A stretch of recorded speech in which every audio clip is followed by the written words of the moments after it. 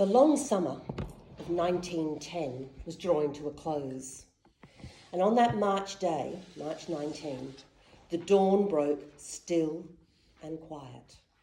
Perfect weather conditions. As the sun rose over Diggers Flat, which is a paddock just outside of Melbourne then, it illuminated 2 tents up on the high side of the paddock. And inside one of those tents, there was a huddle of men, gossiping, rummaging, excitedly, pulling out a concoction of canvas, struts, wheels, a seat, and a 50 horsepower motor. This was the first aeroplane that was going to be flown in Australia. It was a Weissen, a plane that had been imported from Germany, brought over by no less than Harry Houdini. He had decided he was going to hold the record for the first manned flight in Australia. He brought this plane with him to complete a tour down the West Coast, showing everybody how amazing this new flight is. They got the aeroplane to the top of the hill, and quietly in the dark, there was a little boy sitting at the side, Edward. He was only so big, and his dad had brought him along and told him nothing other than, "You are going to see a sight you will never forget." Well, the plane trundled down the paddock, bouncing and jarring and shaking. Just when it looked like it was going to fall into a million pieces, it took off into the air, and it glided and banked around and over the heads of those men watching, over the tents, and then slowly, it bounced back onto Earth again. But Harry Houdini had completed the first controlled manned flight in Australia. And Edward, the little boy, had seen a sight he would never forget. That first flight in Australia was the birth of the aviation industry in Australia. What it meant for pioneers in our country at that time was suddenly they could view Australia from a different perspective. No longer were they governed to tracks and horseback to explore our vast land, but they could fly. They could fly over valleys, mountains, and far out into deserts and see from above what there was for them to open up and explore. That flight changed when the flight went beyond the clouds that day. It changed their perspective. It also made a big impact, of course, on Edward, who from that moment on was going to fly himself. Fortunately, he was too young for World War I, which came a few years later. And by the time World War II came around, he had poor eyesight, ill health, and was never going to get his pilot's license. But he took up a position working for the RAAF as an aircraft engineer. And this is where we find him in 1942, based in Darwin.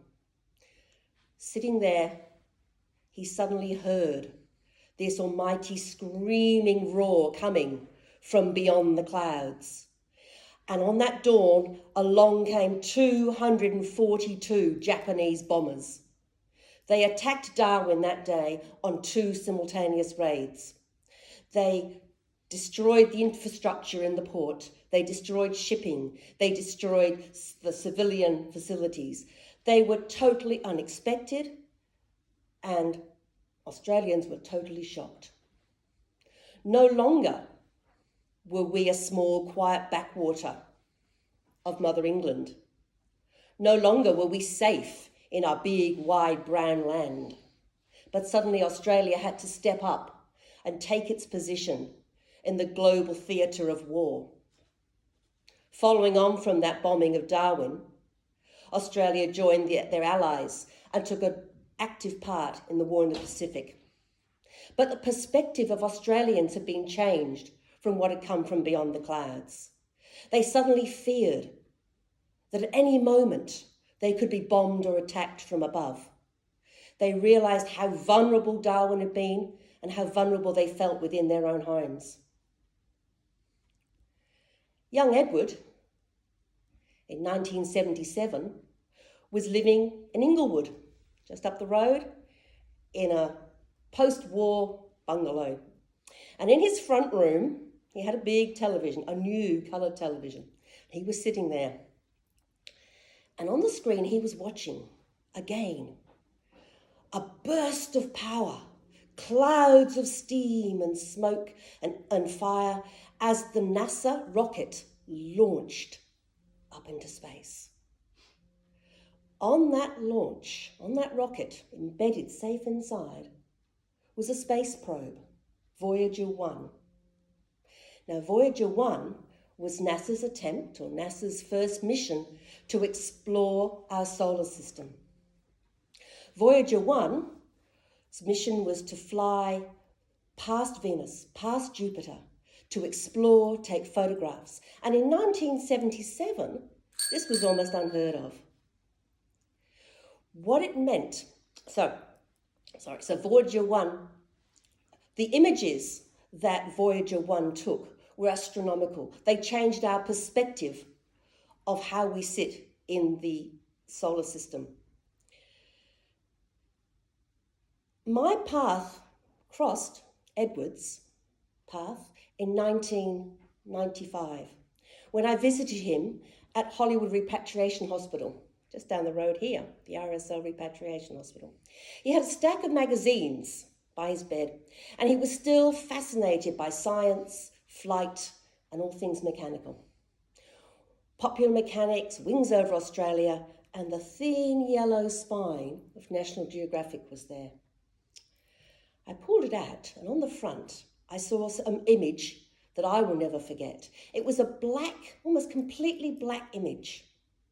And in that black image, there were two very faint shafts of sunlight.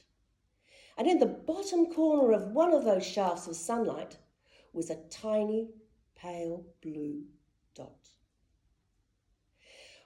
What they'd done with Voyager was, 20 minutes before they turned off the camera, Carl Sagan had persuaded them to turn the camera back and take our first selfie.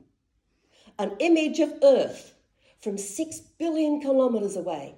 And there we were, that tiny pale blue dot. And as Carl Sagan said, that's us. That's here. Every person who's ever lived, died, loved, fought. Every invention, every challenge has taken place on that tiny pale blue dot.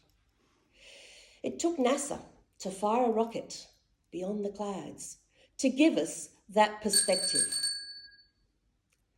Edward Whitney was my grandfather-in-law, and in his lifetime, he had seen the birth of flight. He had seen the terror of war, and he had seen the wonder of Earth from space. He had seen the perspective change throughout that time, as we had truly gone beyond the clouds.